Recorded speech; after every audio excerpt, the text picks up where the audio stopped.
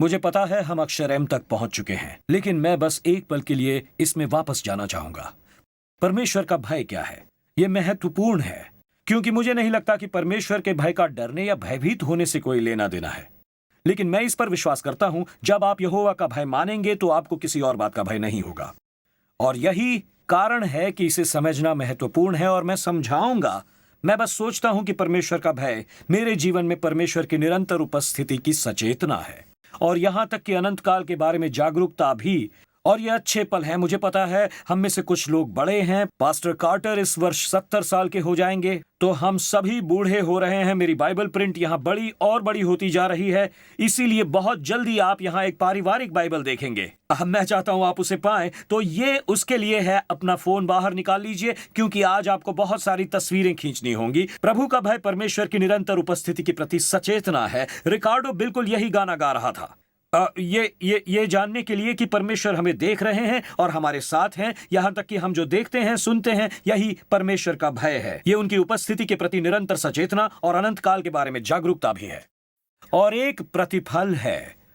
मेरा मानना यह है कि यह प्रभु के भय के साथ साथ चलता है, और इसीलिए यहां ये रहे बहुत सारे वचन ये बंदूक की गोली की तरह आएंगे, एक के बाद एक। मैं चाहता हूं आप प्रभु के भय का प्रतिफल देखें। इसकी ओर देखिए, नीति वचन 16:6, और यहोवा का भय मानने के द्वारा मनुष्य बुराई करने से बच जाते हैं। नीति वचन 10:27, यहोवा का भय मानने से आयु बढ़ती है। नीति वचन 9:10, यहोवा का भय मानना बुद्धि का आरंभ है। नीति वचन 14:26, यहोवा का भय मानने से दृढ़ भरोसा होता है और उसके पुत्रों को शरण स्थल मिलता है। भजन संहिता 25:14, यहोवा के भेद को वही जानते हैं जो उससे डरते हैं, और वो अपनी वाचा उन पर प्रकट करेगा। भजन संहिता 34:7, यहोवा के डरवैयों के चारों ओर उसका दूत छावनी किए हुए उनको बचाता है। नीति वचन 14:27, यहोवा का भय मानना जीवन का सोता है, और उसके द्वारा लोग मृत्यु के फंदों से बच जाते हैं। नीति वचन 19:23, यहोवा का भय मानने से जीवन बढ़ता है, और उसका भय मानने वाला ठिकाना पाकर सुखी रहता है, उस पर विपत्ति नहीं पड़ने की। इसकी ओर देखिए, भजन संहिता 103:17, युग युग तक यहोवा की करुणा उसके डरवैयों पर युग युग, और उसका धर्म उनके नातों पोतों पर भी प्रकट होते रहता है। भजन संहिता 34:9, हे यहोवा के पवित्र लोगों, उसका भय मानो, क्योंकि उसके डरवैयों को किसी बात की घटी नहीं होती। भजन संहिता 111 वचन 10, बुद्धि का मूल यहोवा का भय है। जितने उसकी आज्ञाओं को मानते हैं उनकी बुद्धि अच्छी होती है। नीति वचन 22:4, नम्रता और यहोवा के भय मानने का फल धन, महिमा और जीवन होता है, और इसके लिए तैयार हो जाइए। यह किसी भी नुस्खे या दवा से बेहतर होता है। नीति वचन 19:23, यहोवा का भय मानने से जीवन बढ़ता है, और उसका भय मानने वाला ठिकाना पाकर सुखी रहता है, उस पर विपत्ति नहीं पड़ने की। यहोवा का भय गोली या जरूरी तेलों से बेहतर है। गोली या जरूरी तेलों से। मैं आपको अभी ये बता रहा हूं। इस बीच जब आप चीजों को अपने सिर और बाकी सभी चीजों पर रगड़ रहे हो, यहोवा का भय मानो, और यह हमारे जीवन में सब कुछ बदल देता है। हम में से कोई इस बात से इनकार नहीं कर सकता है, क्योंकि प्रतिफल बड़े पैमाने पर है। इसलिए हमें यहोवा से डरने वाले लोगों में से एक बनना होगा। और क्योंकि ये प्रतिफल हैं, मैंने ये प्रश्न पूछा, मैंने इसे पढ़ना शुरू किया, और मैंने कहा कैसे मैं यहोवा का भय मानना सीख सकता हूं। और दोस्तों, मैं इस तरह से अक्षर एम में आया। ये खोजने का एक अजीब तरीका है, और यहोवा के उस भय को सीखिए जो मैंने व्यवस्था विवरण की पुस्तक में पाया। ये रहा व्यवस्था विवरण 4:22। ध्यान से सुनिएगा, व्यवस्था विवरण 4:22। बीज की सारी उपज रुपया पैसे में से जो प्रतिवर्ष खेत में उपजे उसका दशमांश अवश्य अलग करके रखना। जिस स्थान को तेरा परमेश्वर यहोवा अपने नाम का निवास ठहराने के लिए चुन ले, उसमें अपने अन्न और नए दाख मधु और टटके तेल का दशमांश और अपने गाय बैलों और भेड़ बकरियों के पहलौठे अपने परमेश्वर यहोवा के सामने खाया करना, हमेशा के लिए। जानता था मुझे बस गोल्फ क्लैप मिलेगी। ठीक है, मुझे आपकी तालियों की जरूरत नहीं। हम अभी परमेश्वर के वचन में बने रहेंगे। ये होगा, मैं बस आपको बताना चाहूंगा, ये बस शुरुआत है। ये और भी बदतर होगा। चलिए, और ये वाकई हमारे लिए एक चुनौती है। मैं इसकी ओर देख रहा था, ऐसे कहते हुए जैसे सीरियसली वहां यहोवा के भय मानने और साथ में दशमांश देने के बारे में कुछ है। और आप में से कुछ कहेंगे, मैंने तुमसे कहा था, मैं सिर्फ नाश्ता करना चाहता था और फादर्स डे पर चर्च नहीं जाना चाहता था। दशमांश प्रार्थना का जवाब देता है, और मेरे प्रयास करने और चढ़ावा चढ़ाने से प्रभु के भय पर क्या प्रभाव पड़ता है? दशमांश के लिए दूसरा शब्द है भंडारीपन। और भंडारीपन, समझ लीजिए, ये धन जुटाने के बारे में नहीं है। ये उन मसीहियों को बढ़ाने के बारे में है जो स्वेच्छा से परमेश्वर पर भरोसा करते हैं और यहोवा से डरते हैं। क्या मतलब है इसका? ये बस पैसा जुटाने के बारे में नहीं है। ये उसे सीखना है जो महान प्रचारक जिम एलियट ने कहा था जब उन्होंने इन वचनों को कहा। उन्होंने कहा, वो कोई मूर्ख नहीं है जो वो देता है जिसे वो रख नहीं सकता, उसे पाने के लिए जिसे वो खो नहीं सकता। यही है, ये एक छुटकारा है जिसे परमेश्वर करते हैं। आपको पता है, एक अद्भुत गाना है, मैं इसके बारे में सोच रहा था जब क्वायर गा रहा था तो करीम उस महान गीत में क्वायर में हमारी अगुवाई कर रहा था और इसे गुंजायमान कर रहा था, और आप स्वर्ग के उन वचनों को गा रहे थे। वो अंतिम गीत है, आप महिमा और सम्मान में गा रहे थे। वे स्वर्ग से आए गीत हैं। हम उसे प्रकाशित वाक्य की पुस्तक अध्याय 5 में पढ़ते हैं कि वे गीत जो सिंहासन के चारों ओर गाए जाते हैं वो आशीष और महिमा है। और हमने इस बारे में बात भी नहीं की, लेकिन वे सभी शब्द वहां मौजूद हैं। लेकिन एक शब्द जो छूट गया था, और ये करीम की गलती नहीं है, ना ही टीएससी की, लेकिन एक शब्द जो छूट गया, क्योंकि आशीष, महिमा और सम्मान हमेशा उन गीतों में होता है, लेकिन वे हमेशा एक शब्द छोड़ देते हैं, और ये ऐसा लगता है कि वो शब्द है भंडारीपन। ऐसा लगता है कि ये एक ऐसा शब्द है जो हमें प्रभु के भय से जोड़ता है। उसे सुनिए जो प्रकाशित वाक्य 5:12 में लिखा है, वध किया हुआ मेमना ही सामर्थ और धन और ज्ञान और शक्ति और आदर और महिमा और धन्यवाद के योग्य है। कोई भी अपने गीत में धन शब्द का इस्तेमाल नहीं करता, क्योंकि आपके पास जो धन है वो परमेश्वर का है। मैं अपनी मदद करना चाहूंगा। हां पास्टर टिम, मैं इसे समझ गया। आज मैं आपका काम करूंगा। मैं इसे समझ गया, मैं करूंगा। किसी भी गीत में धन का जिक्र नहीं है। यह एक गीत आशीष और महिमा के बारे में है। और मैं, क्योंकि जब भी हम धन के लिए एम के बारे में बात करते हैं तो हम कहते हैं फिर से चर्च के बारे में है ये। तैयार हो जाइए। वो जो कह रहा था वो प्रकाशित वाक्य में था कि इससे पहले कि आप नृत्य करें और अपने हाथ उठाएं, परमेश्वर प्रकाशित वाक्य 5 में कह रहे थे, हो सकता है तुम्हें मुझे कुछ देना हो। क्योंकि बाइबल में धन के बारे में क्या लिखा है, इसके बारे में हमें बाइबल के वैश्विक दृष्टिकोण की आवश्यकता है, ना कि कॉर्पोरेट के दृष्टिकोण की, कि वो धन के बारे में क्या कहता है। महान प्रचारक बिली ग्रेहम ने यह कहा था, मुझे बताओ कि तुम पैसों के बारे में क्या सोचते हो और मैं बताऊंगा तुम परमेश्वर के बारे में क्या सोचते हो, क्योंकि इन दोनों का घनिष्ठ संबंध है। उसे सुनिए जो डॉक्टर ग्रेहम कहते हैं, किसी अन्य चीज की तुलना में एक व्यक्ति का दिल उसके बटुए के ज्यादा करीब होता है। यदि कोई व्यक्ति रुपए पैसे के प्रति अपना रवैया सही कर ले तो यह उसके जीवन के हर दूसरे क्षेत्र को ठीक करने में मदद करेगा। इसमें एक भी बात सुनिए, लोगों के पास धन का होना कोई गलत बात नहीं है, लेकिन धन का लोगों पर हावी होना गलत बात है। यही तो परमेश्वर कर रहे हैं। और सुनिए, हम उस शहर में रहते हैं जो आपके ऊपर कब्जा करना चाहता है। हम उस आर्थिक दुनिया के केंद्र में रहते हैं जो आप पर कब्जा करना चाहता है। लेकिन यह रहा वो हिस्सा जिसे मैं आपको बताऊंगा। पैसे के नियंत्रण से लड़ने का सबसे अच्छा तरीका है देने वाला बनना। यह उस चीज को छोड़ना है जो हमारे ऊपर नियंत्रण करना चाहती है। आपको पता है, मैं कुछ कहूंगा, सुनिए। आज मैं पहले से ही मुश्किल में हूं, इसलिए मुझे इस सब से बाहर निकलने दीजिए। यह रहा, मैं चाहता हूं कि आप इसे समझें, क्योंकि शायद आज मैं किसी से यह कह रहा हूं। परमेश्वर कभी ऐसा नहीं करेंगे। यदि पैसा आपके कदमों को निर्देशित करता है तो आप परमेश्वर द्वारा निर्देशित नहीं हो रहे हैं। मुझे यह पसंद है। मुझे एक उत्साहित व्यक्ति की तरह यह सुनना पसंद है और दूसरे का कहना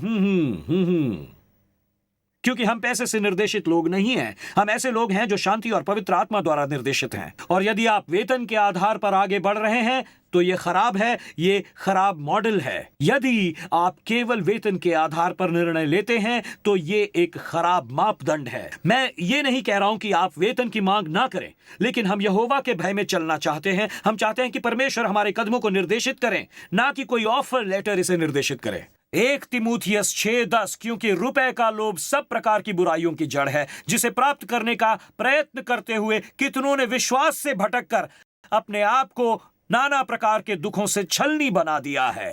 हां, उन्होंने कहा जब वो रुपया आपके कदमों को निर्देशित करता है तो ये परमेश्वर की आवाज और परमेश्वर की शांति और पवित्र आत्मा की दिशा होने बजाय हम आसानी से खुद को भटकते हुए पा सकते हैं। मुझे पसंद है, इसलिए जब मैं बिली ग्रेहम के बारे में पढ़ रहा था तो सोच रहा था बिली ग्रेहम ने पैसों के बारे में क्या कहा। क्या आपको पता है कि 60 के दशक में जब वो अपने करियर के शिखर पर थे और एक अमेरिका के पास्टर के रूप में उन्हें सुना जा रहा था, और वॉशिंगटन डीसी में इन सीनेटरों तक उनकी पहुंच थी। क्या आपको पता है कि उन्हें डैलस के एक अरबपति ने राष्ट्रपति पद के लिए लाखों रुपए की मुझे लगता है उस समय 6 मिलियन डॉलर्स की ऑफर दी गई थी राष्ट्रपति बनने के लिए। और इसमें लिखा है कि उन्हें सिर्फ 6 सेकंड लगे 6 मिलियन को ठुकराने में, और कहा बिल्कुल नहीं, क्योंकि वो पैसे के नेतृत्व में नहीं थे, वो विश्वास के नेतृत्व में थे। पवित्र आत्मा उनकी अगुवाई कर रहा था। हर बार जब मुझे कोई नई बाइबल मिलती है, आप देखते हैं, यहां देख सकते हैं, हर बार जब मुझे कोई नई बाइबल मिलती है तो उसे पढ़ने से पहले मैं उस पर कवर लगा लेता हूं, एक सादा कवर। और मैंने वहां एक 500 साल पुरानी कविता रखी है जो एक कैदी द्वारा लिखी गई थी। ये एक दोषी द्वारा लिखी गई थी मेरी हर बाइबल के कवर पेज पर, और मैं पढ़ रहा हूं। कुछ लोग यूहन्ना 3:16 को अंडरलाइन करते हैं, कुछ लोग इस पर अपना नाम लिखते हैं। मैंने दोषी की 500 साल पहले की कविता डाली। चलिए मैं आपके लिए वो कविता पढ़ना चाहूंगा जो मैंने अपनी बाइबल में रखी है। एक आदमी था, उन्होंने उसे पागल कहा। जितना अधिक उसने दिया उतना अधिक उसके पास था। ये एक कैदी ने लिखा है 500 साल पहले, एक दोषी द्वारा लिखी कविता।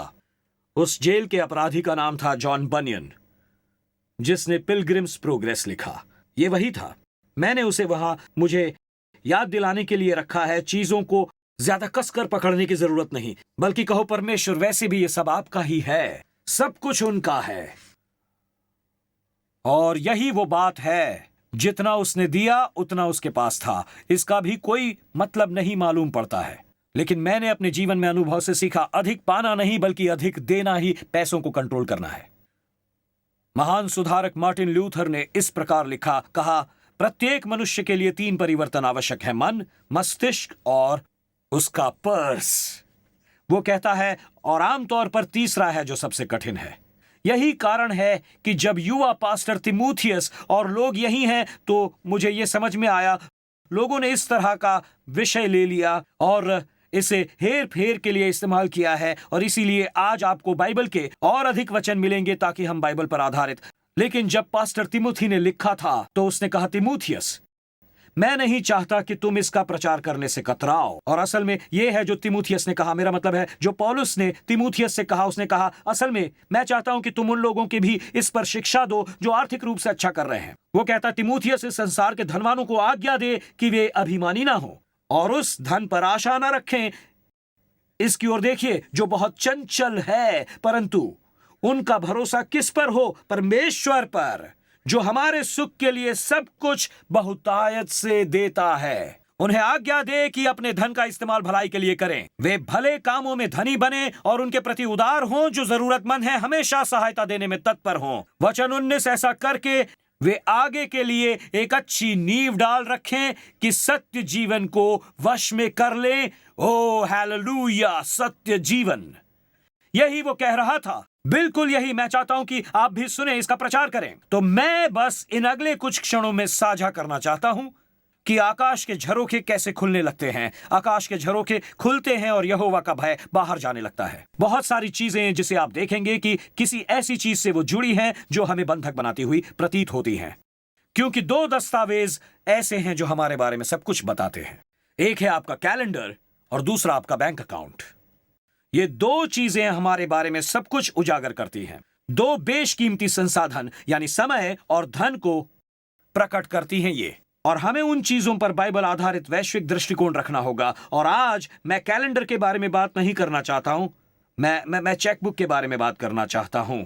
और मैंने कहा चेकबुक, और आजकल कोई चेक नहीं लिखता, कोई ये करता है, कोई ये करता है, और सब कुछ ऑनलाइन है। आज खतरनाक क्या है, मैं इसे इस तरह से कहना चाहूंगा, जो ये है कि जब आप चर्च में होने वाले आंकड़ों को देखते हैं तो जो डरावनी बात है वो ये है कि चर्च के सदस्य बदल रहे हैं। ये रहा भंडारीपन से उपभोक्ताओं में। मैं इसे फिर से कहना चाहता हूं, खतरा यह है कि हम भंडारियों से उपभोक्ताओं में बदलते जा रहे हैं। इसका मतलब है कि हम चाहते हैं कि चर्च हमें दे, बस देता रहे। दोस्तों, हम चाहते हैं कि चर्च हमसे शादी करे, आर्थिक सहायता करे, हमें स्वर्ग ले जाए, शादी में गड़बड़ हो तो हमारी मदद करें, हमें सलाह दे, अच्छा संगीत दे, अच्छी भक्ति दे, किशोरों को सुधारे। हम चाहते हैं कि बाकी सब कुछ वो करे, लेकिन हम खुद को उसे लेते हुए पाते हैं जो परमेश्वर ने हमें सौंपा है। और कभी भी भंडारी नहीं बनते हैं, कि परमेश्वर जो कहते हैं हम उसका अनुसरण करते हैं। जब आप देते हैं तो आकाश के झरोखे खुलने लगते हैं। और ऐसा हमने पाया है क्योंकि हम जो करते हैं, हम खुद को जो करते हुए पाते हैं वो ये है कि मसीह के मकसद के लिए देने के बजाय हम खुद को इसे बाकी सभी चीजों पर खर्च करते हुए पाते हैं। जैसा किसी ने कहा था, मुसीबत ये है कि बहुत से लोग पैसा खर्च कर रहे हैं उन चीजों पर जिनके लिए उन्होंने कमाया नहीं, उन लोगों को प्रभावित करने के लिए जो उन्हें पसंद नहीं। और आप बस कहते हैं, वाह क्या क्या क्या क्या कहा। चलिए इसे बाइबल के वैश्विक दृष्टिकोण के आधार पर समझते हैं। अब यदि आप मुझसे नाराज होते हैं, और जैसा कि मैं देख सकता हूं आप हो रहे हैं, इससे मुझे कोई परेशानी नहीं है। सचमुच कह रहा हूं, सुनिए, मैं इसे अक्षर बी में बता चुका हूं, इसलिए मुझे बिल्कुल भी परेशानी नहीं। चलिए मैं आपको इस तरह से इसे समझाता हूं। जब मैं डॉक्टर के पास गया कुछ साल पहले, मेरे घुटने में कुछ समस्या थी, तो उसने अलग अलग जगहों पर ठोकना, चुभाना और दबाना शुरू कर दिया। और जब वो इधर उधर चुभाता या दबाता, वो कहता, क्या दुखता है? क्या यहां दुखता है या यहां दुखता है? और फिर उसने किसी चीज को दबाया और मैंने कहा, हाँ ठीक वहीं दुखता है। और फिर उसने कहा, बेहतर होगा कि हम कुछ टेस्ट कर लें क्योंकि यहां दर्द नहीं होना चाहिए था। तो जब मैं किसी चीज पर दबाव डालने लगता हूं और आप कहते हैं हमें कुछ टेस्ट कर लेने चाहिए और पता करना चाहिए कि क्या चल रहा है आखिर। क्योंकि यदि आप पहले से ही हैं, और आप में से कुछ लोग ऐसे हैं जो अपनी पत्नी को मैं कैसे बताऊं ये सोच रहे हैं कि मुझे अच्छा महसूस नहीं हो रहा है या सिर दर्द है क्योंकि मैंने अभी अभी किसी चीज को दबाया है जिससे लोग कह रहे हैं इससे यहां दर्द होता है और इससे दर्द होता है, तो फिर चलिए इसे सही कर लेते हैं, इसे ठीक करते हैं, चलिए इस पर कुछ टेस्ट करा लें जो वो करना चाहता है। एक पास्टर ने इसे इस प्रकार कहा, प्रचारक कोई रसोइया नहीं है, वो परोसने वाला है। परमेश्वर नहीं चाहते कि आप भोजन बनाएं, वो बस चाहते हैं कि आप बिना किसी गड़बड़ी के इसे मेज पर परोसें। बिना किसी गड़बड़ी पे मेज पर परोसना ये मुझ पर निर्भर नहीं है। ये इसमें लिखा है मेरा काम वेटर बनना है, ना कि मैं ये नहीं कहता कि इसमें नहीं लिखा। हमें उसके करीब रहना होगा जो आज हमें परमेश्वर का वचन बताना चाहता है। ऑलराइट, नए नियम के कुछ तथ्य ये रहे। यीशु द्वारा बोले गए 38 दृष्टांतों में से 16 इस बात से संबंधित थे कि धन और संपत्ति को कैसे संभालना है। सुसमाचारों में 10 में से 1 यानी कुल 288 सबके सब सीधे पैसे के विषय में भरे हुए हैं। बाइबल प्रार्थना पर 500 वचन, विश्वास पर 500 से कम वचन, पर रुपए पैसे पर 2000 से अधिक वचन प्रदान करती है। हम इस पर बात क्यों नहीं करते? क्यों हम कभी इसके बारे में बात नहीं करते? देखिए, क्योंकि कुछ सीमाएं हैं। यहां जिसके बारे में मैं बात कर रहा हूं उसमें बाइबल के दृष्टिकोण और कॉर्पोरेट दृष्टिकोण के बीच बहुत बड़ा अंतर है। यह रहा, पैसा आपके लिए एक बेड खरीद सकता है, एक स्लीप नंबर बेड, लेकिन यह आपके लिए नींद नहीं खरीद सकता। पैसा आपको मकान दिला सकता है, न्यूयॉर्क में नहीं, शायद कहीं और, लेकिन यह आपको घर नहीं दिला सकता। यह आपके लिए दवा तो खरीद सकता है, लेकिन यह आपको स्वास्थ्य नहीं दे सकता। यह आपके लिए मनोरंजन तो खरीद सकता है, लेकिन यह आपको आनंद नहीं दे सकता। पैसा आपके लिए क्रूज खरीद सकता है, लेकिन आपको एक उद्धारकर्ता कभी नहीं दे सकता। और पैसा आपको एक सुरक्षित ठिकाना और अटलांटिक में कोई द्वीप दिला सकता है, लेकिन यह आपको स्वर्ग नहीं ले जा सकता। यह काम केवल यीशु ही कर सकता है। इसलिए चलिए ऐसा होने के लिए आकाश के झरोखे खोलते हैं। तो चलिए सुनिश्चित करें कि हम किसी ऐसी चीज को पकड़कर बैठे न रहें, सुनिए, जो आपको छुटकारा नहीं दिला सकती, यह आपके लिए डिलीवर नहीं की जा सकती। इसलिए बस उस बटुए को दबाने के लिए आज मुझे अपना डॉक्टर बनने दीजिए। बस मुझे यहां थोड़ा सा दबाने दीजिए। बाइबल पैसे से कतराती नहीं है और ना ही हमें ऐसा करना चाहिए। मेरे पिता इटली के एक अप्रवासी यानी मेरे बूढ़े पिता ब्रुकलिन के पुत्र थे जो अब यीशु के साथ हैं। मैंने बस इस सप्ताह मैंने अपनी 101 साल की बूढ़ी मां को देखा। मैं बस उनके साथ था और मेरे पिता ने धन के बारे में मुझे बहुत कुछ सिखाया जब मैं बच्चा था। मैं आपको वही सिखाना चाहता हूं जो उन्होंने मुझे सिखाया। अगले कुछ पल में उन्होंने मुझे बताया, उन्होंने ये 3 बातें बताई जो हमेशा वो कहते थे। उन्होंने कहा, पहला परमेश्वर को दो, नंबर 2 उन्होंने कहा परमेश्वर को दो जो है दशमांश, अपने आप को दो जो है बचत, और नंबर 3 अपने बिल चुकाओ जो है सत्यनिष्ठा। यही धर्मी कार्य करना है और इसी तरह हमारा पालन पोषण हुआ। पहली चीज जो आप करते हैं वो है उपहार देना। और मैं देखता हूं, मैं उस इटालियन ब्रुकलिन पिता को देखता हूं, हर रविवार को एक चेक निकालते हैं और अपने दशमांश का चेक लिखते हैं। मैंने उन्हें देखा है ऐसा करते हुए। फिर हमारा ख्याल रखते हैं और उसके बाद बिल्स।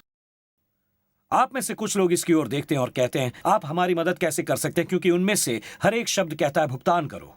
पर मुझे जरूरत है, हम कैसे कैसे कर सकते हैं ये बताइए कि कुछ और धन का इस्तेमाल कौन कर सकता है। क्या मैं कोई भी अपना हाथ नहीं उठा रहा? कुछ लोग इस तरह कर रहे हैं। मैंने हर तरह से कोशिश की है। मैंने उन लोगों को अपनी जरूरत के बारे में संकेत देकर ऐसा करने की कोशिश की जिन्हें मैं जानता हूं कि वे इसे पूरा कर सकते हैं। मैं बस कह रहा था क्या आप प्रार्थना करेंगे। मैं हमेशा लोगों को चुनूंगा कि क्या आप प्रार्थना करेंगे, क्योंकि मुझे मदद की जरूरत है। मुझे परमेश्वर से बस $672 और 83 सेंट की जरूरत है। ये बस चुपके से हेरा फेरी करना था। मैंने इसे किया है। पर यह रहा जो अद्भुत है जो यीशु ने कहा। वो कहता है उदारता से दिया करो और तो तुम्हें भी दिया जाएगा।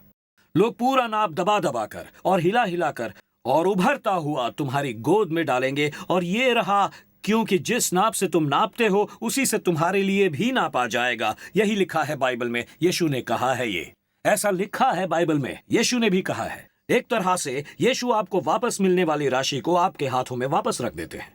और इसे क्रियान्वित करने के लिए, जिसे हम असल में दशमांश देना चाहते हैं, उससे बेहतर कोई और तरीका नहीं है। अब मैं बस कुछ क्षणों के लिए दशमांश को परिभाषित करना चाहूंगा। परमेश्वर की कलीसिया को दशमांश देना सुसंगत, आनंददायक और विचारशील दान है। ये रहा जिसमें आप जाते हैं। आप पिज्जा हट में खाना नहीं खाते हैं और अपना पैसा ऑलिव गार्डन को देते हैं।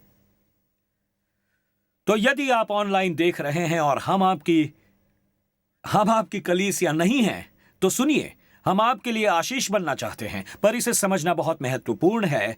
दशमांश को समझने का दूसरा तरीका असल में उस परमेश्वर को धन्यवाद देना है जो हमारे जीवन में हर आशीष के लिए जिम्मेदार हैं।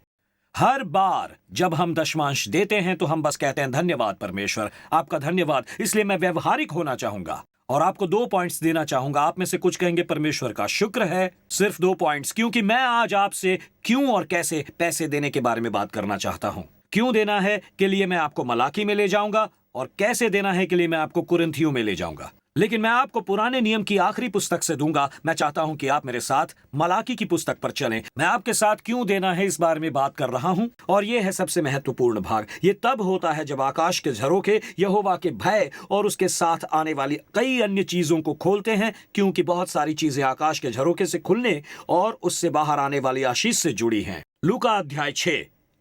मैं निश्चित नहीं था कि इसके बारे में कुछ कहूं या ना कहूं, लेकिन मैं ये वहां तक पहुंच जाता है और मैं बस ये आपकी अपनी परिभाषा हो सकती है। इस सप्ताह मैसाचुसेट्स के स्पेंसर में एक चर्च में आग लगने से बहुत से लोग स्तब्ध रह गए।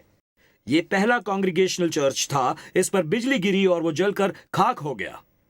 एक सप्ताह बाद पास्टर ने कहा बाइबल में विरोधाभास है, बाइबल परमेश्वर द्वारा निर्देशित नहीं है और परमेश्वर एक महिला है।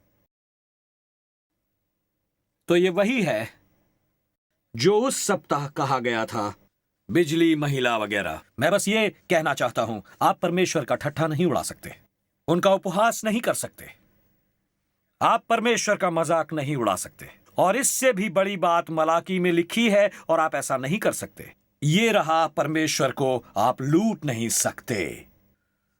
मलाकी ऐसा इसलिए कहता है क्योंकि वो लूटने को न देने वालों के बराबर होने की बात करता है। वो मलाकी 3:8 में कहता है, क्या मनुष्य परमेश्वर को धोखा दे सकता है? फिर भी तुम मुझको धोखा देते हो।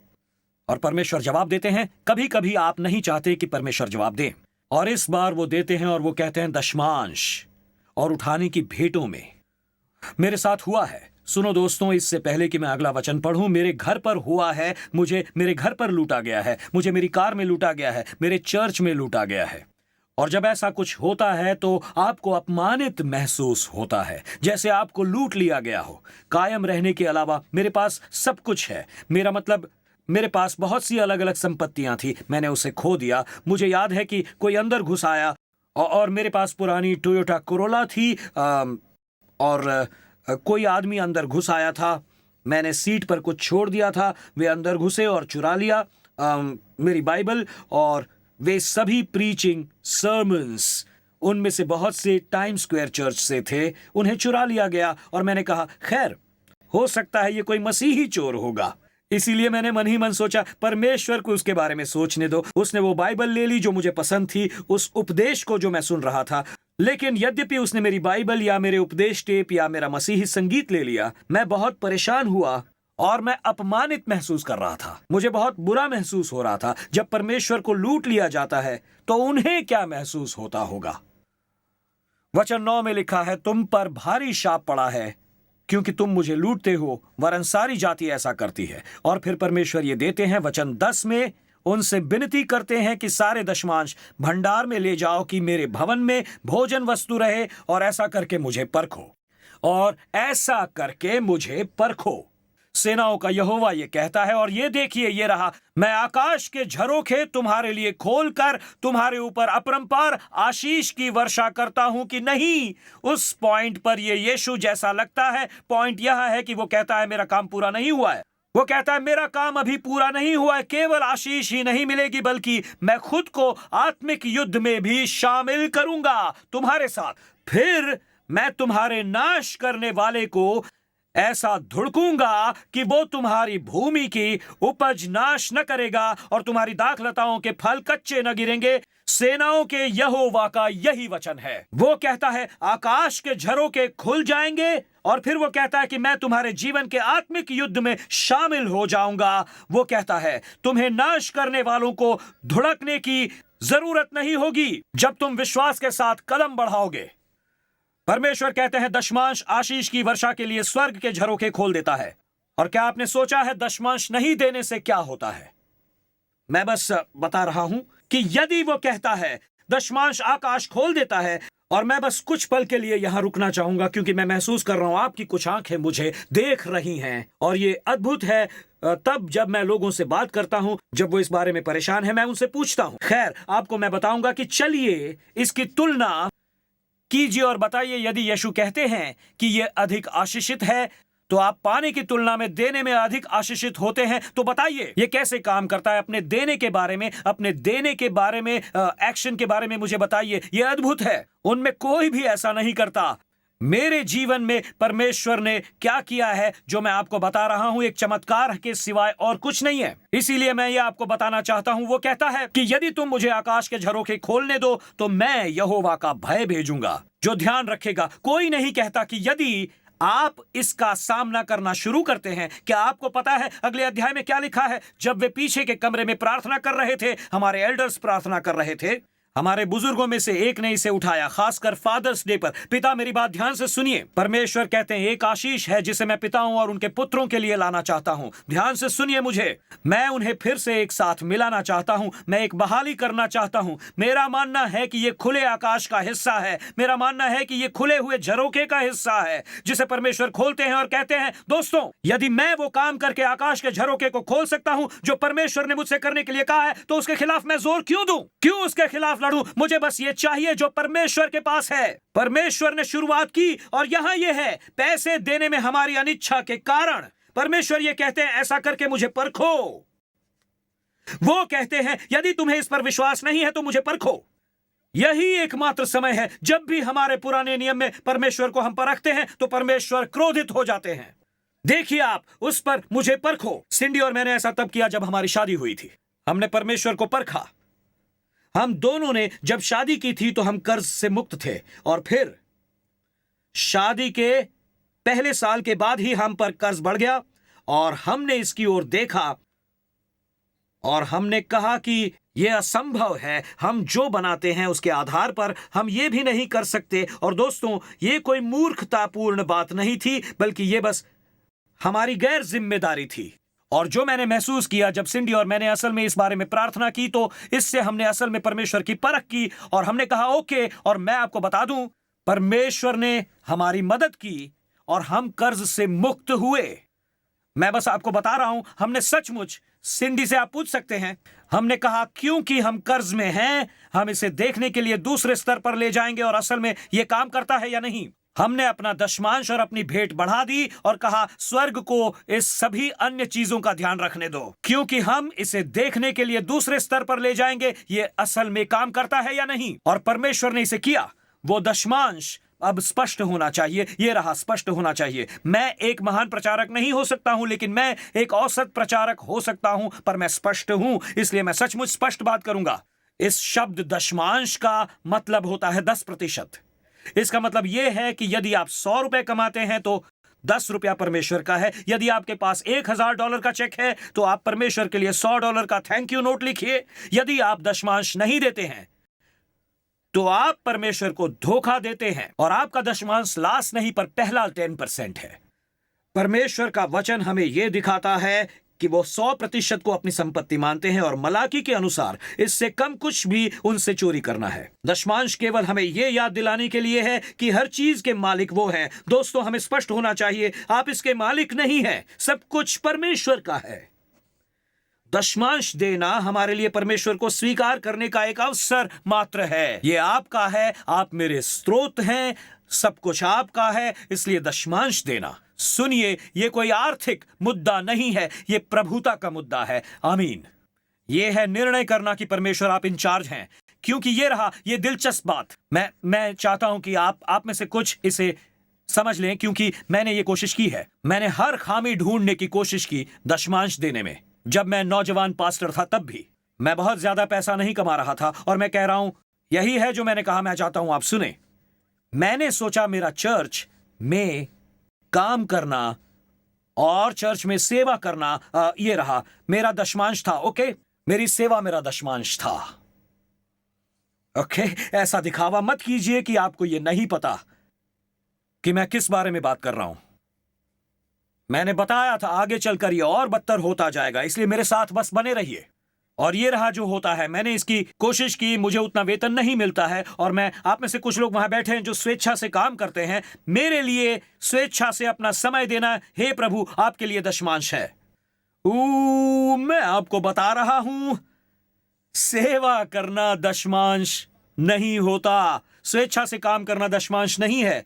गाना गाना दशमांश नहीं, बजाना दशमांश नहीं है, क्वायर दशमांश नहीं है, टेक्नोलॉजी, अशर्स, आप अपना दशमांश अशर नहीं कर रहे हैं। मैं बस आपको बताना चाहूंगा, ये बाइबल में लिखा है, जैसे मलाकी उन लोगों के साथ डकैती को जोड़ता है जो सुलेमान को दान नहीं देते हैं, और वो दान को परमेश्वर की प्रतिष्ठा के साथ जोड़ते हैं।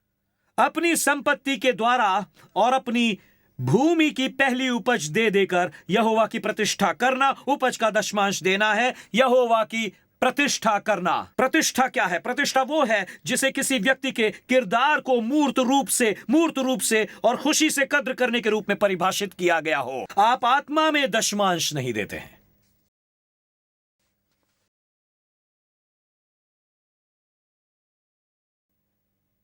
इसलिए जब आप दशमांश देते हैं तो आप परमेश्वर की प्रतिष्ठा करते हैं। मैं आपकी मदद करता हूं इसे समझने में।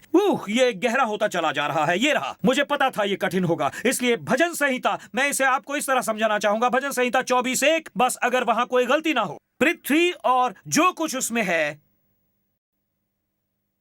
यहोवा का ही है। सब कुछ जो पृथ्वी में है, इसमें शामिल है आपका पता, आपका घर, सब कुछ, आपका खाता, उसमें मौजूद हर चीज।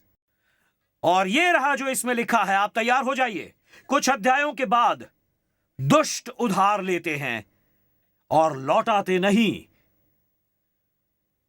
मुझे यह भाग पसंद है, यहां पर यह भाग, मुझे यहां इस भाग की लुभावनी चीजें पसंद है। तो यदि पृथ्वी और जो कुछ उसमें है परमेश्वर का ही है, तो इसका मतलब है कि आप मालिक नहीं हैं, आप एक भंडारी हैं। पहली बात, ये आपका नहीं है।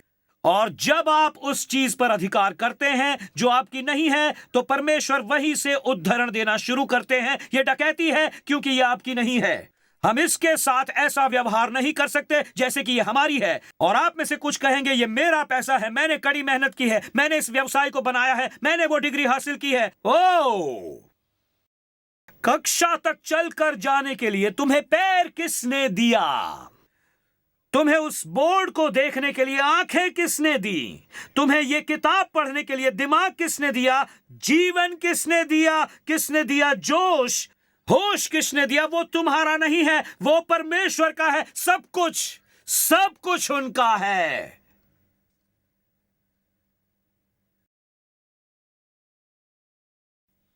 दशमांश देना उदारता का कार्य नहीं है, यह आज्ञाकारिता का कार्य है।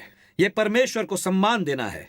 इसीलिए मैं आपसे कह रहा हूं, जब कोई जो पहले से ही मसीही है ऐसा व्यवहार करता है जैसे दशमांश देना कोई नई चीज है, तो इसका मतलब है वो किसी और चीज को पहले रखता है। यदि आज आप यहां बैठे हैं और मेरी तरफ ऐसे देख रहे हैं जैसे ओ, मुझे इस सब के बारे में जो नहीं पता है वो ये है, तो परमेश्वर 3:10 में संपूर्ण दशमांश, अधिकांश टिप्स, कुछ दशमांश कहने में सावधानी बरतते हैं। कुछ दशमांश, वे दशमांश की तुलना में रेस्टोरेंट के बिल के बारे में अधिक समय लेते हैं। और मैंने पाया है कि जब लोग दशमांश नहीं दे रहे हैं तो संभवतः वे परमेश्वर को धोखा दे रहे हैं। जब हम भेंट में अपना दशमांश डालते हैं तो हम प्रभु को कुछ ऐसा नहीं दे रहे हैं जो उनके पास नहीं है, बल्कि हम उससे अपना हाथ हटा रहे हैं जो पहले से ही उनका है। यही है और ये इसी तरह काम करता है। और अंत में पॉइंट नंबर 2, और मैं आपसे कुछ कह रहा हूं, थैंक गॉड।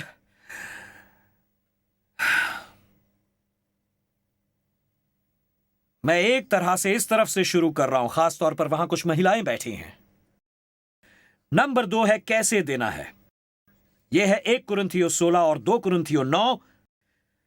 इससे पहले कि मैं 1 कुरिन्थियों 16 पढ़ूं और आपको संक्षिप्त नोट देना चाहूंगा, यह बहुत ही अच्छी बात है। जब नया नियम लिखा गया था तो उसमें कोई अध्याय या वचन नहीं लिखे गए थे, यह बस एक पत्र था। जब आप कोई ईमेल या कोई पत्र लिख रहे होते हैं तो आप उसमें वचन, एक वाक्यांश, एक नहीं लिखते। आप इसमें से कुछ नहीं लिखते। तो इसका मतलब यह है कि जब हम बाइबल पढ़ते हैं तो हम कभी कभी सोचते हैं कि एक अध्याय का अंत एक समयावधि का अंत है, सप्ताह का अंत है, एक वर्ष का अंत है। असल में एक अध्याय के बीच में 15 वर्ष हो सकते हैं। और इसलिए, लेकिन ये एक रनिंग लेटर है, खासतौर से नए नियम में जब आप नया नियम पढ़ते हैं। इसलिए मैं एक शास्त्रांश पढ़ना चाहता हूं और मैं इसे एक अध्याय से दूसरे अध्याय में प्रवाहित होने दूंगा। और यह वैसे ही लिखा गया था, वचनों के साथ नहीं था। यह किसी अध्याय के अंत तक नहीं पहुंचता और आप बस रुक जाते हैं और हम एक नए विचार पर चले जाते हैं। यह सब एक साथ जुड़ा हुआ है। 1 कुरिन्थियों, चलिए अध्याय 15 वचन 51 से शुरू करते हैं। देखो, मैं तुमसे एक भेद की बात कहता हूं कि हम सबको ओके, उस वचन को वहां लगाइए, उनकी ओर देखिए। मैं आपको थोड़ा समय दूंगा, फिर हम उसे देखेंगे। मुझे यह पसंद है। मेरा एक मित्र था जिसने इस शास्त्रांश को चर्च की नर्सरी में लगा दिया था कि हम सोएंगे तो नहीं, परंतु हम बदल जाएंगे। ये उन लोगों के लिए एक बेहतरीन नर्सरी वचन है जिन्हें अपनी दीवार पर लगाने के लिए एक अच्छी नर्सरी वचन की आवश्यकता है, ओके, जो मुफ्त में थी। ओके, इसलिए मैं फिर से शुरू करना चाहूंगा। देखो, मैं तुमसे भेद की बात कहता हूं कि हम सब नहीं सोएंगे परंतु सब बदल जाएंगे। ये क्षण भर में, पलक मारते ही, पिछली तुरही फूंकते ही होगा, क्योंकि तुरही फूंकी जाएगी, मुर्दे अविनाशी दशा में उठाए जाएंगे और हम बदल जाएंगे। हालेलुया!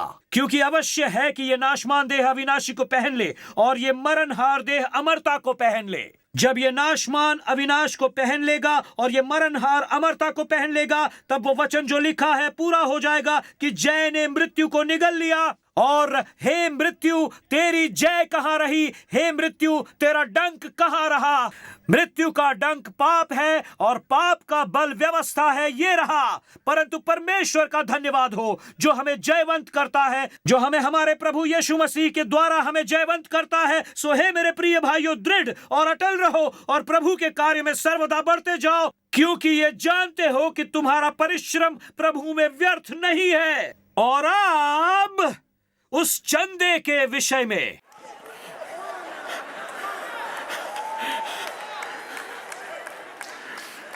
हम तो बस रैप्चर में थे, हम तो बस स्वर्ग में थे, मेरे पास एक नया शरीर था। और आप कुछ और विषय में बात कर रहे हैं। किस तरह की कलीसिया है ये? एक नए नियम की कलीसिया है। प्रेरित पौलुस ने जो कहा है, मैं तुम्हें दूसरे आगमन से ले सकता हूं और तुम्हें सीधे भेंट में डाल सकता हूं, क्या आप समझ रहे हो? वो बस आपके पास से चला गया। मुझे पता है आप में से कुछ लोग कह रहे हैं जैसे मुझे नहीं पता। वो रैप्चर से सीधे चला गया दूसरे आगमन में। अब उस चंदे के विषय में जैसी आज्ञा मैंने गलातियों की कलीसिया को दी, वैसा ही तुम भी करो। सप्ताह के पहले दिन तुम में से हर एक अपनी आमदनी के अनुसार कुछ अपने पास रख छोड़ो कि मेरे आने पर चंदा न करना पड़े। प्रेरित पौलुस कह रहा था, देना उतना ही महत्वपूर्ण है जितना दूसरा आगमन। जी हां, दूसरा आगमन। आमीन। अब मैं समझ गया।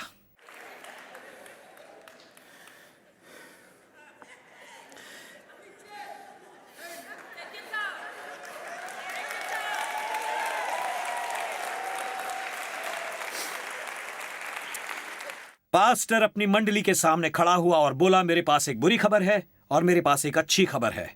मेरे पास दो तरह की खबरें हैं। मंडली अचानक शांत हो गई।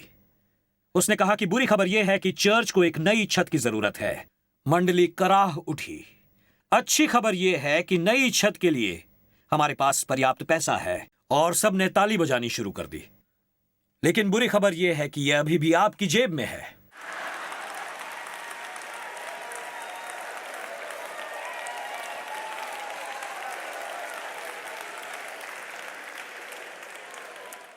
एक कुरिन्थियों 16 और 2 कुरिन्थियों 9 है कि कुरिन्थियन चर्च को एक नई छत कैसे मिलती है। वो इसके संदर्भ में व्यावहारिक शिक्षा देगा कि चर्च की नई छत असल में कैसे बनती है। क्योंकि जब मैं दशमांश देता हूं, सुनिए, तो मुझे एहसास होता है कि अगर मेरे पास पूरा 100% है तो 90% परमेश्वरीय तरीके से करने से आगे बढ़ जाता है। दशमांश देना विश्वास की एक परख है कि क्या हम असल में उस पर विश्वास करते हैं जो परमेश्वर ने पैसों के बारे में कहा है। परमेश्वर को धन की ना आवश्यकता है, ना ही चाह। वो हमें चाहते हैं, हमारे हृदय को। और इस भाग तक हमारे पास बहुत सारे नए परिवर्तित लोग हैं। मैं आपको इसके बारे में 1 सेकंड में बताऊंगा कि आप जो दे रहे हैं उसने क्या किया है। हमारे पास इस जगह और देश भर में और दुनिया भर में बहुत सारे नए परिवर्तित लोग हैं जो ABC कहने और यीशु को प्रभु बनाने का हिस्सा रहे हैं। और ये एक ऐसा क्षेत्र जिसका उन्हें प्रभु बनाना है। और 2 कुरिन्थियों 9 और 1 कुरिन्थियों 6 में वो हमें निर्देश देता है कि हमारे पास ऐसा करने के लिए 4 तरीके हैं और मैं चाहता हूं कि आप तैयार हो जाएं। वो कहता है कि इसे लगातार करना होगा। यह है सप्ताह के पहले दिन, 1 कुरिन्थियों 16:2। और वो जो कह रहा था वो ये कि जब आपको भुगतान किया जाता है तो उससे दशमांश आता है। मुझे कब दशमांश देना चाहिए? हर बार जब आपको भुगतान किया जाता है। हम पहले से ही सारा काम करेंगे जब पुश पे होगा। वहां पर जो है आपका धन्यवाद। ये अजीब है क्योंकि आमतौर पर आपको आमीन या हालेलुया मिलता है। पहले कभी भी पुश पे नहीं मिला, ये सच है। लेकिन ये बस सुसंगत नहीं, सोच समझ कर किया गया है। 1 कुरिन्थियों 6:2 में लिखा है, आप अपनी आमदनी के अनुसार कुछ अपने पास रख छोड़ें, जिसका मतलब है आप इसे बस टोकरी में ना फेंकें। इस बारे में सोचे। आप कहते हैं परमेश्वर, जब सोचने समझने की बात आती है तो यही तरीका है। ओके, लोग हमेशा पूछते हैं ये नेट है या ग्रॉस है। मैं ये हर समय सुनता हूं। किसी ने पहले ही कहा नेट। सुनिए, मैं आपकी मदद करता हूं। मलाकी ने कहा तुम 2। समस्या यही थी। वो कहता है कि तुम अपने अधिकारी को मुझसे अधिक दे रहे हो और तुम्हारा शासक नेट नहीं लेता है। उस मुकाम पर तुम्हारा शासक ग्रॉस लेता है। इसलिए तुम जो चाहो कर सकते हो। मैंने बस कहा मैं स्वर्ग को जितना देता हूं उससे अधिक DC और न्यूयॉर्क को नहीं दे रहा हूं। मैं आपको बस अपना दे रहा हूं, आपको वही बता रहा हूं। या किसी महान ने कहा, महान कांग्रेस पास्टर पीटर मार्शल ने कहा, आपको अपनी आमदनी के अनुसार देना चाहिए। कहीं ऐसा न हो कि परमेश्वर तुम्हारे दान के अनुसार तुम्हारी आमदनी कर दे। अब मैं इस बारे में निर्णय आप पर छोड़ दूंगा। 2 कुरिन्थियों 9:6 कैसे देना है के बारे में 2 बातें बताता है। याद रखिए, यदि आप थोड़ा देते हैं थोड़ा पाते हैं। एक किसान जो थोड़ा बोता है थोड़ा काटता है, पर जो बहुत बोता है वो बहुत काटेगा। हर एक जन जैसा मन में ठाने वैसा ही दान करे, न कुड़ के और न दबाव से, क्योंकि परमेश्वर हर्ष से देने वाले से प्रेम रखता है। और वो यही कहता है, वो कहता है परमेश्वर सब प्रकार का अनुग्रह तुम्हें बहुतायत में दे सकता है, जिससे हर बात में हर समय सब कुछ जो तुम्हें आवश्यक हो तुम्हारे पास रहे और हर एक भले काम के लिए तुम्हारे पास बहुत कुछ हो। यह सिर्फ सोच समझकर और सुसंगत ही नहीं बल्कि 2 कुरिन्थियों 9 के अनुसार यह उदारतापूर्वक भी है। उदारतापूर्वक और अंत में आनंद पूर्वक परमेश्वर को हर्ष से देने वाला पसंद है। वचन में यही एकमात्र समय है जब इस शब्द का प्रयोग किया गया है। असल में इस शब्द का असल में अर्थ होता है प्रफुल्लित करने वाला। और आप शायद कह सकते हैं कि मैं इसके बारे में खुश नहीं, मैं चर्च को दूंगा, मैं ये करूंगा। हम क्रोध से दिए धन को स्वीकार करते हैं, उदारतापूर्वक, सोच समझकर, सुसंगत तरीके से।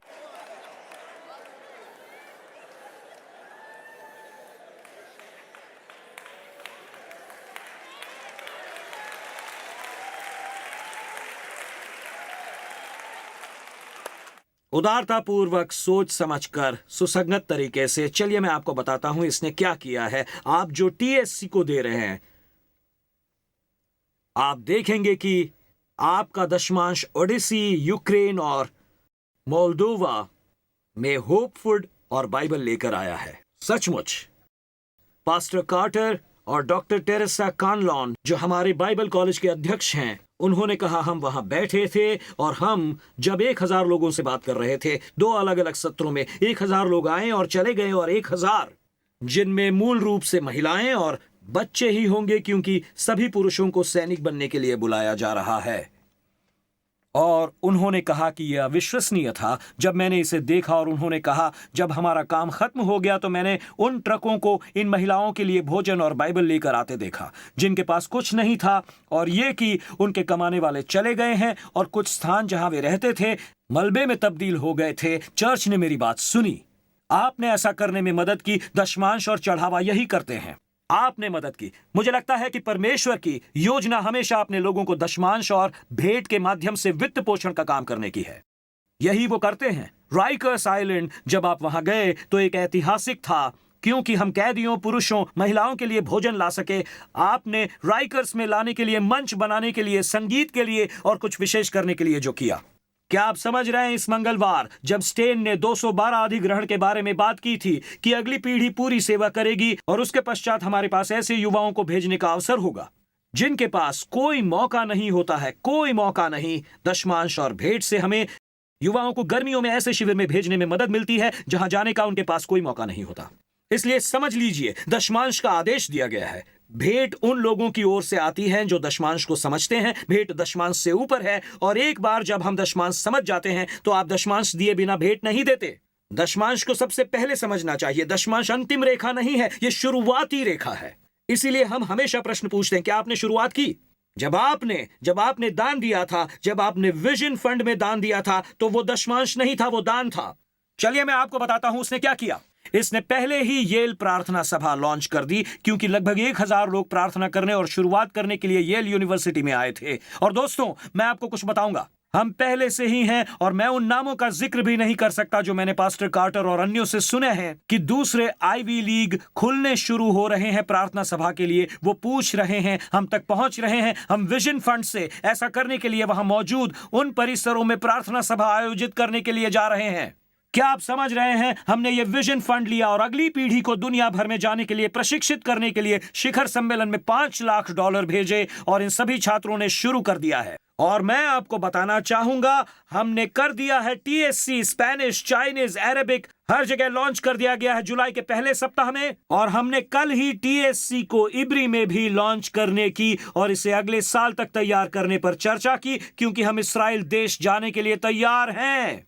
दोस्तों, आपने उस विजन फंड के माध्यम से टीएससी चाइनीज लॉन्च करने में मदद दी, और मैंने हमारे सदस्यों में से एक कहानी सुनी थी। वो चीन के एक ऐसे व्यक्ति से मिली जिसके पास कोई चर्च नहीं है, और उसने कहा कि यह बहुत खुशी की बात है कि मुझे याद आया, हमारे पास YouTube पर चाइनीज स्टेशन है, और मैं उसे वचन के साथ फिर से जुड़ने के लिए लिंक भेजने में सक्षम था। अब दोस्तों, आप कुछ समझ रहे हैं? यह सब दशमांश और दान के कारण संभव हुआ है। क्या आप समझते हैं कि ऐसा नहीं है, ये कुछ ऐसा नहीं है जो अभी अभी घटित हुआ है। आप इसमें मदद करें। जिस ऑनलाइन चर्च से मैं बात कर रहा था, ऑस्ट्रेलिया से मेरा नया दोस्त जिसने मुझे धन्यवाद दिया, वो कहता है आप नहीं समझते आप लोग ऑनलाइन क्या कर रहे हैं। आप ऑस्ट्रेलिया और मेलबर्न में यहां हमारी मदद कर रहे हैं, और दुनिया भर में ऐसी कई कहानियां हैं। हमारे सदस्यों में से एक जो इलिनॉय से जुड़ते हैं, उसे ऑनलाइन उद्धार मिला। वो कनेक्ट ग्रुप में ऑनलाइन शामिल हुए, ऑनलाइन उनका बपतिस्मा हुआ, और फिर उन्होंने 3 सप्ताह पहले अपनी बच्ची को ऑनलाइन समर्पित कर दिया और कहा आप जो ऑनलाइन कर रहे हैं वो धन्यवाद के पात्र है, जो दशमांश की वजह से हुआ है। अब दोस्तों, हम आपको अगस्त के अंत में सितंबर की शुरुआत में आने वाले विजन फंड के बारे में अपडेट देंगे, लेकिन आप यदि उसका हिस्सा भी नहीं बने, उस दान देने का हिस्सा नहीं बने, तो हो सकता है आपको सबसे पहले दशमांश देने की शुरुआत करनी होगी। आपके लिए ये नया है, आपको समझ में भी नहीं आ रहा है ये सब क्या है। हमने कहा चलिए जानते हैं इसे सही तरीके से कैसे किया जाए। चलिए जानते हैं कैसे किया जाए इसे सही तरीके से। हर संभव तरीके से हम इस्तेमाल करना चाहते हैं ताकि आकाश के झरोखे आपके लिए खुले। मैं चाहता हूं कि स्वर्ग आपके लिए खुल जाए। और सुनिए, मैं इससे समाप्त करना चाहूंगा, क्योंकि मैं प्रश्न पूछता रहता हूं कि क्या होगा यदि चर्च में सभी लोग दान के लिए आपका अनुसरण करें। तो क्या ये कहानियां अस्तित्व में होती यदि आपके तरीकों का अनुसरण होता? क्या ये कहानियां होती? क्या TSC चाइनीज होता, TSC Spanish, TSC Arabic, TSC Hindi में? TSC हिंदी में बड़े पैमाने पर हो रहा है, और हमने ऐसी कई शुरुआत की हैं। मैं आकाश के झरोखे खोलने का रास्ता खोजना चाहता हूं। मैं परमेश्वर का भय चाहता हूं। मैं चाहता हूं कि पिता अपने पुत्रों के पास वापस आए। मैं चाहता हूं परमेश्वर के पास जो कुछ स्वर्ग में है वो झरोखे खोले और उसे उड़ेले आप पर। हमारा अंतिम लक्ष्य परमेश्वर के सदृश बनना है। यही बाइबल में लिखा है, इफिसियों 5:1, तुम जो कुछ भी करते हो उसमें परमेश्वर के सदृश बनो। परमेश्वर ने दिया, इसीलिए हमें भी देने वाला बनना है। परमेश्वर एक दाता है। आप कैसे जानेंगे? क्योंकि परमेश्वर ने जगत से ऐसा प्रेम रखा कि उसने अपना इकलौता पुत्र दे दिया, ताकि जो कोई उस पर विश्वास करे वो नाश न हो परंतु अनंत जीवन पाए। मेरे साथ जुड़िए दोस्तों। परमेश्वर को धन्यवाद देता हूं कि उन्होंने स्वर्ग से दशमांश नहीं दिया, उन्होंने हमें अपना पुत्र दिया। आपका धन्यवाद यीशु कि आपने अपने लहू का दशमांश नहीं दिया, आपने हमारे लिए अपना संपूर्ण जीवन दे दिया। उसके लिए परमेश्वर का धन्यवाद। वो हमारा उदाहरण है। मुझे लगता है कि परमेश्वर बस अभी दशमांश देंगे। ये तो अभी शुरुआत पॉइंट है। मैं परमेश्वर के सदृश बनना चाहता हूं। मैं चाहता हूं परमेश्वर का उदाहरण मुझे चुनौती दे। यही मैं चाहता हूं। आपको पता है, हॉलीवुड में एक थिएटर है, उसे ग्राउमन का चाइनीज थिएटर कहा जाता था, उसे अब TLC थिएटर कहा जाता है। इंटरनेट इंडस्ट्री में अपने काम का सम्मान करने के लिए 200 मनोरंजनकर्ता और 200 अभिनेताओं ने अपने पैरों को सीमेंट में रखा। उनमें से एक जिसे वे रखना चाहते थे वो था एक तरह का मील का पत्थर, यानी वो एक तरह का मील का पत्थर था। वो कोबी ब्रायंट को वहां रखना चाहते थे। लेकिन हर कोई जो हाल ही में सामने आया है जिसे उन्होंने वहां रखा है, जेम्स कैमरन से लेकर जेमी ली कर्टिस तक, हर कोई, और हाथ और पैर, उनमें से 200 हाथ और पैर हैं। वहां पूरा एक सेक्शन है जहां अगली पीढ़ी के लिए सभी एवेंजर्स, आयरन मैन और स्पाइडरमैन और थॉर, ये सभी आयरन मैन, स्पाइडरमैन और थॉर, ये सभी वहां मौजूद हैं। इंडियाना जोन्स में वो 80 वर्षीय, कैसे करते हैं वो पता नहीं, 80 वर्षीय हैरिसन फोर्ड के पास वो है। मैं आपको बस ये कहना चाहता हूं, उन हाथों में से और उन पैरों में से किसी एक ने मेरी जिंदगी नहीं बदली है, लेकिन कोई है जिसके हाथ और पैर हॉलीवुड बुलेवर्ड में नहीं है, जिसे मैं आज आपको बता रहा हूं। आपका परिचय उससे करा रहा हूं। उन हाथों पर नाखून के निशान थे, उन पैरों पर नाखून के निशान थे। मुझे माफ करना, सुनिए हैरिसन फोर्ड, मुझे माफ करना एवेंजर्स, मैं आप सबसे क्षमा चाहता हूं। स्टीवन स्पीलबर्ग, मुझे क्षमा करना। हमारा मनोरंजन करने के लिए आप सभी का धन्यवाद, पर इससे हमारा जीवन सुधरता नहीं है। जिनके हाथ पैर हैं उन्होंने सब कुछ दे दिया और हमारे लिए अपनी जान दे दी, फिर आज हम अपनी जान उन्हें क्यों न दे दें? क्यों हम ऐसा करने से कतराएं? जिसने जिसने दशमांश तो नहीं दिया लेकिन सब कुछ दे दिया। दोस्तों, मैं आपको बता रहा हूं, इसीलिए आज हम उन्हें अपना जीवन देते हैं। हालेलुया! मेरे साथ खड़े हो जाइए। हालेलुया! हालेलुया! परमेश्वर की महिमा हो। उसने दिया ताकि हम वापस दे सकें। तो फिर आप उस परमेश्वर को क्या देते हैं जिसने अपना हाथ और पैर क्रूस पर चढ़ा दिया और अपने जीवन का दशमांश नहीं दिया बल्कि अपना जीवन ही दे दिया? आप क्या करते हैं? ये रहा जो आप करते हैं। पहली चीज जो आप करते हैं वो उसे अपना जीवन देना। यही आप करते हैं, आप उसे अपना जीवन देते हैं। यह ऐसे ही शुरू होता है। दोस्तों, हम आपको अंधा नहीं करेंगे। हम यहां यह कहने के लिए नहीं, ओके चलो अब भेंट लेते हैं। नो नो नो, ये तो हेरा फेरी है। हम कभी ऐसा नहीं करते हैं, कभी नहीं। अब हम आपके अंदर परमेश्वर के वचनों को काम करने देते हैं। सबसे महत्वपूर्ण प्रश्न जो कोई भी आपसे कभी भी पूछ सकता है, यदि परमेश्वर ने आपके लिए अपना जीवन दे दिया तो क्या आप उन्हें जीवन देंगे? यही सबसे महत्वपूर्ण प्रश्न है, यही सबसे महत्वपूर्ण चीज है। वो लोग जो मैडागास्कर से देख रहे हैं, ये सबसे महत्वपूर्ण सवाल है। और वो जो पोलैंड और नॉर्वे से देख रहे हैं, पूछने के लिए ये सबसे महत्वपूर्ण सवाल। Trinidad, Barbados, Myanmar, south Africa से, केन्या से जो लोग हमें देख रहे हैं, उनके लिए जो पूछा जा सकता है ऐसा सबसे महत्वपूर्ण सवाल, क्या आप नए सिरे से जन्मे हैं? यही वो वाक्यांश है जिसे यीशु कहते हैं कि उसे अपना जीवन देने में उपयोग किया जाता है। हम उसे अपना जीवन देते हैं। चलो दोस्तों, हमने हॉलीवुड बुलेवर्ड के उन हाथों और पैरों पर बहुत सारा पैसा दिया। मैंने हर एक मार्वल मूवी देखी है और अगली फिल्म आने तक इंतजार नहीं कर सकता। और मैंने द फ्लैश, बैटमैन, ये सब देखा है। एक्शन से भरपूर वो फिल्में, कम ऑन। हमने इन चीजों के लिए बहुत पैसा दिया और वो हाथ और पैर हमारे लिए कुछ नहीं कर रहे। उन्होंने आपको चंगा नहीं किया, ना ही आपका उद्धार किया, ना आपके घर को ठीक किया। दोस्तों, मुझे उनसे कोई आपत्ति नहीं, ना ही मैं उन हाथ पैरों से नाराज हूं। लेकिन हमें उन हाथ और पैरों का उससे अधिक सम्मान नहीं करना चाहिए जिन हाथ और पैरों ने आज हमें स्वतंत्र किया है। चलो इसे बंद करें, इस बकवास को बंद करें। ये वही है ना? हे परमेश्वर, उन हाथों और पैरों से हम हर चीज की सारी रेखाएं जान लेते हैं, लेकिन फिर भी जब हम इस बारे में बात करना शुरू करते हैं कि उद्धारकर्ता के हाथ और पैर हमसे क्या कहते हैं, हम अचानक पीछे हट जाते हैं। पर मैं बता रहा हूं, एकमात्र हाथ और पैर जिन्हें मैं अपने जीवन में चाहता हूं, मुझे कीलों से दागे हुए वो हाथ चाहिए। ओके, हमें इसे जल्दी से करना होगा। सुनिए, हम पहले ही बहुत समय गंवा चुके हैं, पर यही है जो टाइम स्क्वायर चर्च चाहता है। यदि आज आप यहां हैं, ऑनलाइन देख रहे हैं, रुपए पैसे को एक तरफ रख दीजिए। यदि आज आप यहां हैं और आपका नए सिरे से जन्म नहीं हुआ, इसका मतलब यीशु कहते हैं आपका जन्म शारीरिक रूप से हुआ है, आत्मिक रूप से नहीं। इसीलिए जब आप इसकी ओर देखते हैं और कहते हैं नहीं ये रुपया नहीं, हम बस चाह रहे हैं, हम परमेश्वर के प्रति आज्ञाकारी होना चाहते हैं, लेकिन ये नहीं।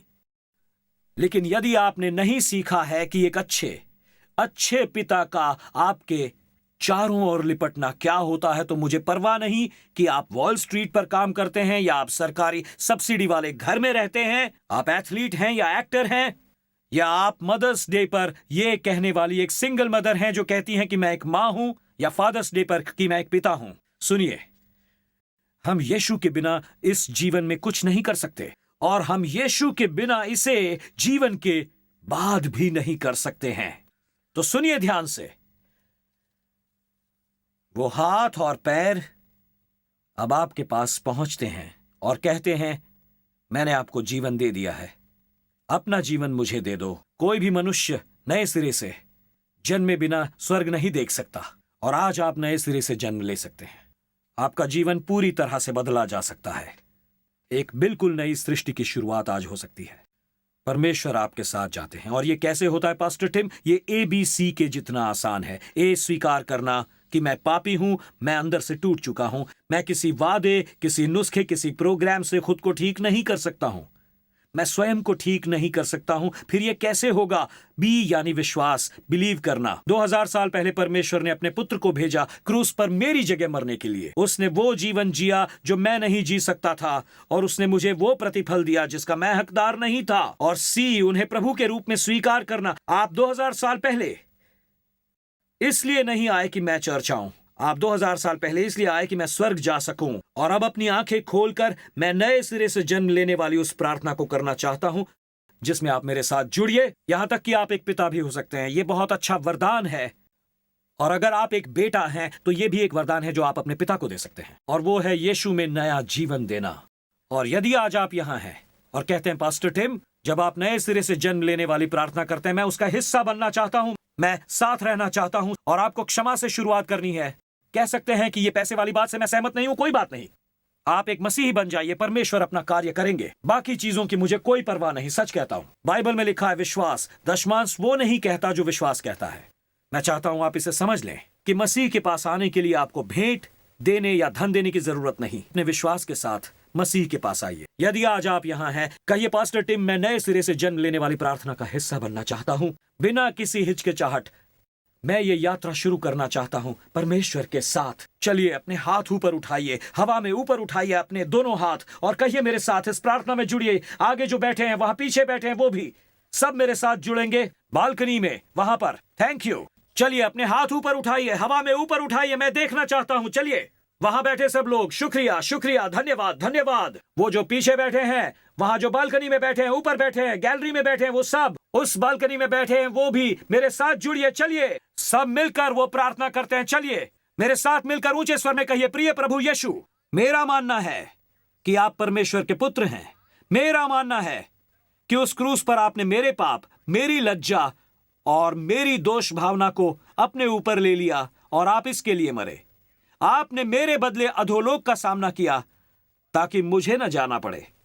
आप मुर्दों में से जी उठे, मुझे स्वर्ग में स्थान, धरती पर मकसद और अपने पिता के साथ संबंध देने के लिए। आज प्रभु यीशु, नए सिरे से जन्म लेने के लिए मैं अपने पाप से मन फिराता हूं। परमेश्वर मेरे पिता है, यीशु मेरे उद्धार करता है, पवित्र आत्मा मेरा सहायक है, बाइबल मेरी मार्गदर्शक है, और स्वर्ग मेरा घर है। स्वर्ग यानी यीशु के नाम पर, और सभी लोगों ने कहा आमीन।